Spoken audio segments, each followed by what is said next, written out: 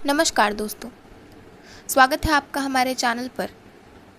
तो हमारी आज की कहानी है बास, गुलजार की कहानी। तो चलिए शुरू करते हैं। पार्टी वाला बोला, 9 साल तक लड़ लड़ के हमने तुम लोगों के लिए ये कॉलोनी बनवा के दी। तुम लोगों को झोपड़पट्टी से निकाला, सीमेंट के पक्के घर बना के दिए हैं, और अब तुम बोलते हो डब्बे बोतल में बंद कर दिया। मेरे घर वाला हमेशा पार्टी वाले से बहस करता था, तू इसे बस्ती बोलता है, आदमियों का गोदाम लगता है, सबको पार्सल में पैक करके रख दिया है। मैं दांतों में दुपट्टा दबाए सब सुनती रहती हूँ। मेरे को क्या लेना इन लोग की पॉलिटिक्स से। वो भी लगा रहता है, मेरा आदमी। अरे साला, 2 बिल्डिंग के बीच में 2 हाथ गाड़ी की जगह तो होनी चाहिए। इधर से जाता आदमी उधर से आते आदमी से टकरा जाता है। क्या बात करता है मैथ्यू। पुलिस का 2 जीप गुजर सकता है, तू नाप के देख ले। अबे छोड़, 2 चारपाई बिछा के ताश खेल सकता है क्या। अब बम्बई की गलियां चारपाई बिछाने के लिए तो नहीं है दोस्त। मैं भी सोचती हूँ, सारा रंग रूप ही बदल गया इस जमीन का। पहले आधा साल दलदल की तरह कीचड़ रहता था यहाँ, कुछ खाड़ी का पानी आ जाता था, और आधा साल सूखे कीचड़ की काली मट्टी उड़ती थी। नंग धड़ंग बच्चे, कुत्ते, कतुरे जानी की मुर्गियाँ और मुर्गे सब पल जाते थे। बच्चे पिल्लों को रस्सी बांध के घसीटते रहते थे। बड़े होते होते उन सब कुत्तों की गर्दनें लंबी हो जाती थी। सरकार ने अब इसकी आधी ज़मीन पर सीमेंट की 3 मंजिला पक्की बिल्डिंग बना दी है, और एक एक मंजिल पर 24-24 फ्लैट हैं। हर एक फ्लैट में एक कमरा, एक रसोई घर जिसमें धुआं ऊन के गोले की तरह लिपटा चला जाता है, एक नल खना, और एक एक बिल्डिंग में हर मंजिल पर 2 पाखाने बना दिए हैं ताकि पानी के डब्बे उठाकर दूर ना जाना पड़े। लाइन अब भी लगती है, अब दीवार से लगे लगे सीढ़ियाँ चढ़ जाती हैं। जब ये बिल्डिंग बननी शुरू हुई थी तो सारी झोपड़ियाँ घसीट के मैदान के एक तरफ रख दी गई थी।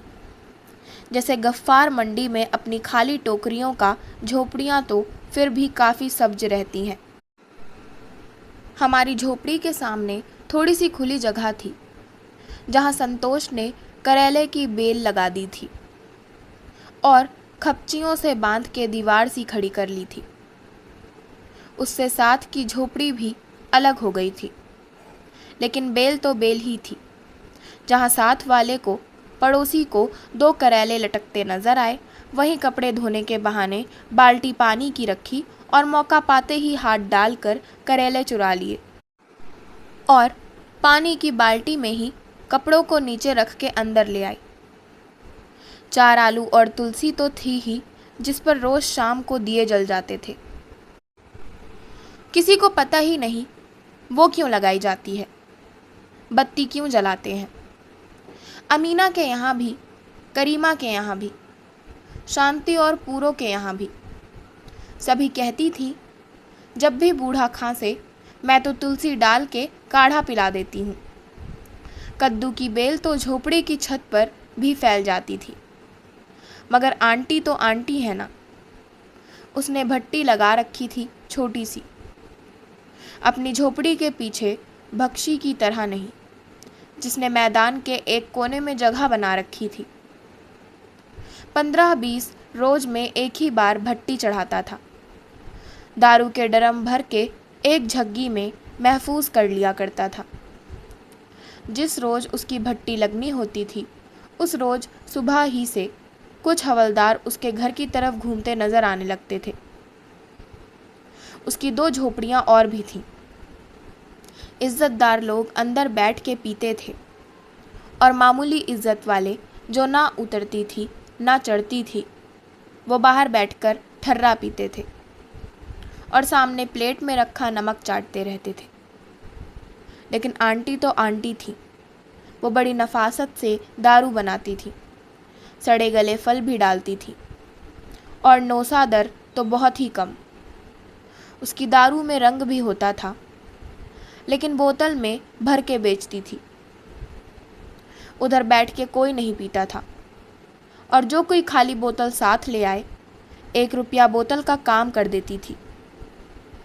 उसके अपने बंदे बहुत ग्राहक थे, वही आते थे और 10 बजे के बाद कोई नहीं। फिर वो खुद पी के धुत हो जाती थी और बड़े का गोश्त खा के सो जाती थी। कोई जगा दे तो ऐसी झंकारती, गालियां पड़ती थी कि सारी बस्ती में रस टपक जाता था। अब तो वो भी दीवारों में बंद हो गई है, उसका तो गला ही घुट गया है। पहले वो इतनी अकेली नहीं लगती थी। जानी भी कहता है अब होटल की नौकरी चलती नहीं। उसकी मुर्गियां कुछ बिक गईं, कुछ खा गए, कुछ मर गईं। अब दूसरे और तीसरे माले पर मुर्गियां कहाँ से पालें?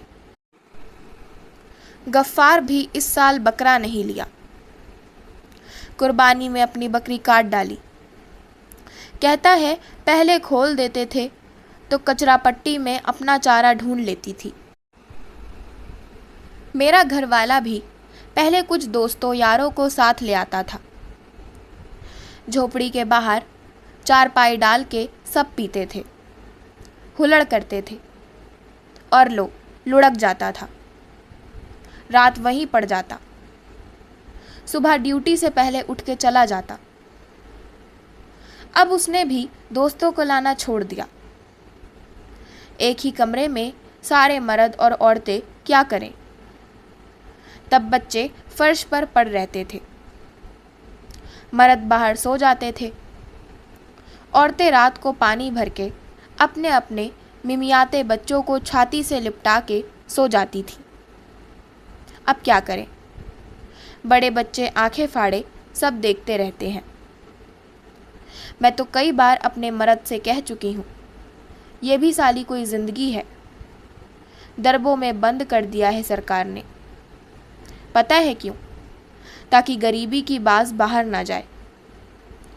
चल मकान बेच के कहीं और चलते हैं, किसी और झोपड़पट्टी में जगह मिल जाएगी।